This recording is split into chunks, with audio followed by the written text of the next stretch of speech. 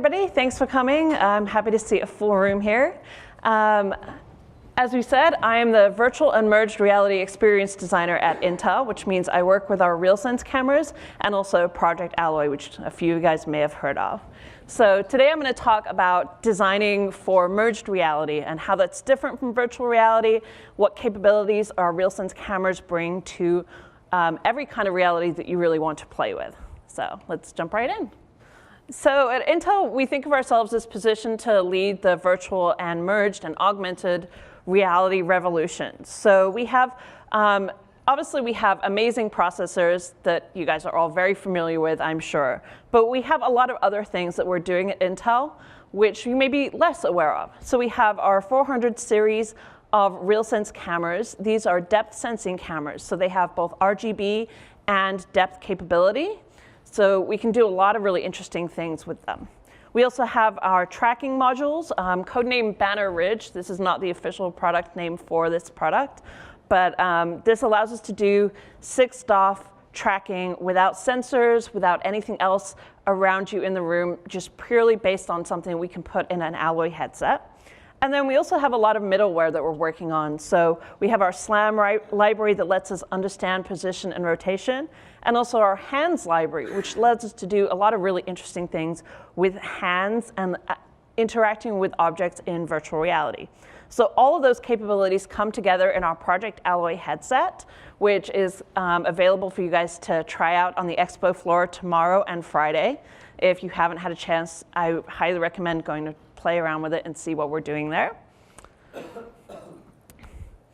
So let's talk a little bit about merged reality. How many senses do you think you have? Most people, the traditional view is that you have 5 senses. But in reality, scientists think it can be as many as 21, depending on how you define things. Some say 9, some say any number up to 21.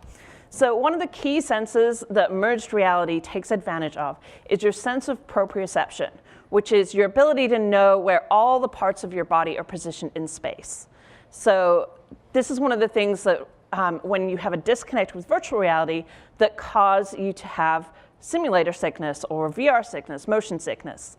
When we have a better integration with our proprioceptive senses and our visual and auditory senses, we don't get sick and we have a lot more immersive experiences. So one of the major organs that we are aware of is our hands.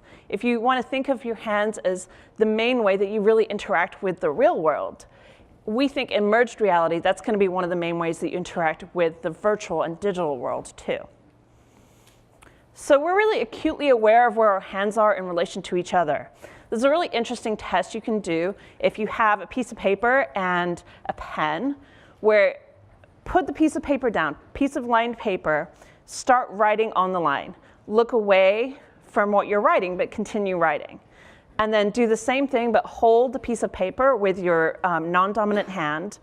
And you'll actually find that because we're so aware of where our hands are relative to each other, you will continue writing along the line in a much straighter way. You'll find it much more easy to stay on line if you're holding the paper with your non-dominant hand. So we're very aware of where our hands are relative to each other. So how is this relevant to virtual and merged reality? Well, because we're activating so many more of our senses with merged reality, we're not just talking about vision or hearing, but we're talking about touch. You can interact with the real world as well as your digital world simultaneously. So because of this, we can use more natural interactions in merged reality. We can reach out your hand and touch something. And whether that object is real or virtual, you're using your own hands to do it. So for example, the example I gave before about how we're very aware of our hands and their relation to each other, you will find that actually if you put a UI on your non-dominant hand and use your dominant hand to touch that UI, you'll have a much more successful time. You'll feel much more like a natural interaction than if you just had that same UI menu floating in space. So Facebook Spaces is a really great example of this, where they have all of the UI elements on your virtual wrist. You'll find that you can actually touch those buttons much more easily, much more intuitively. If you've ever tried to type on a virtual keyboard, that's pretty hard, right? especially if you're using controllers and trying to point at the letters and figure it all out. But if you do the same thing but attach that UI to your arm or your wrist or your hand, it becomes much quicker, much more accurate, much easier. So you don't need to read all of the text on this slide, but this is kind of what we see merged reality as being. So bringing in those natural interactions, the integrating of real-world content. So I can digitize an object. I can take my water bottle and hold it in front of my virtual reality headset or my RealSense camera, and then I can digitize that same object, and now I can interact with it in my real or virtual environment. So the other thing that we really like about merged reality is that, as well as having those 6 degrees of freedom we talked about earlier, it's much easier to set up an Alloy headset. There's no having to drill holes in the wall or line your cameras up on your desk just right and turn them around. You just put it on your head and it works. No sensors. It's all untethered. We can go from room to room. We can also sense where objects are in space. So for example, I could walk around the stage wearing an Alloy headset, and I wouldn't fall off the stage because I would be able to see where it is. I would be able to see where the walls are and where the podium is in front of me. So this is a really key point, which is why I made it one topic on one slide, which is presence is in your hands. It makes a really big difference to your sense of immersion to have your actual hands in a virtual environment.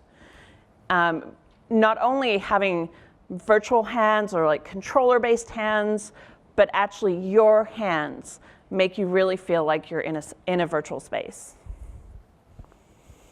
So really, what is reality? Like, how do you figure out what reality really is? And as a designer, one of the things that I really find interesting is this idea that merged reality allows me to play with what reality actually is. So I just took a photo as an example of myself holding an apple. But in merged reality, I can take that same apple and I can put a cute creature skin on it. And now this is an object that I can interact with. And I have the haptic sense of the apple in my hand, but a different visual sense. So how does that affect my brain? What does that really feel like to have that sort of merge of reality where I'm touching a real world object, I'm seeing a virtual object, it's moving around just as I move around the real world object. So there's a lot of really interesting things there as a designer. So we have a little video here that shows something that we did at CES. If you saw the keynote this morning, they showed a similar video of this experience. But basically, it allows you to walk around the space with your Alloy headset on, and it's mapping the space. So you've scanned the environment, but now, once you have that scanned data, you can do a lot of interesting things with it. So in this case, you start a game, and then we replace all of those scanned objects with virtual objects. So now we've changed our couch into a bunker, and the coffee table's changed into something else. So we've changed every real-world object into a virtual object. There's a lot of really interesting things that you can do then, because now I'm going to walk around this virtual space. I'm not going to collide with my real-world objects. I don't have to move my living room furniture out of the way, but I can still play and interact around those objects. And the walls drop away and it becomes a shooting experience. So I'm going to skip to the next slide.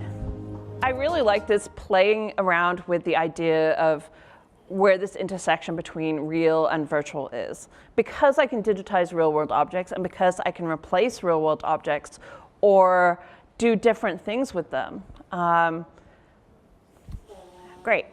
I like the idea of being able to play around with that. So obviously, this is not an easy problem to solve. Like, we've got a long way to go before we're going to have a real, true merged reality in the way that we see it. If you guys saw the NVIDIA talk earlier, they were talking about the holodeck. That's kind of where everybody, I think, sees the world going, is towards this merged reality. But there's a lot of technological hurdles along the way.